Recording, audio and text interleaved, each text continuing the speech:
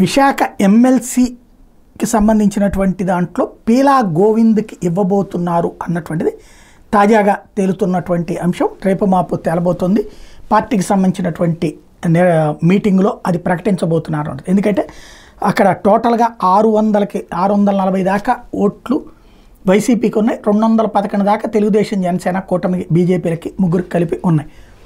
ఇప్పుడు బొత్స సత్యనారాయణని ఆల్రెడీ అభ్యర్థిగా ప్రకటించడంతో పాటుగా ఆ ప్రాంతానికి సంబంధించినటువంటి ప్రజాప్రతినిధులందరినీ కూడా స్వయంగా జగన్మోహన్ రెడ్డి 2 రోజుల పాటు కూర్చోబెడుతున్నారు. అందులో బుజ్జగిస్తారా, బతిమలాడతారా, ఏది ఆదేశిస్తారా, ఏదైనా సరే ఒక కార్యక్రమం నడవబోతుంది.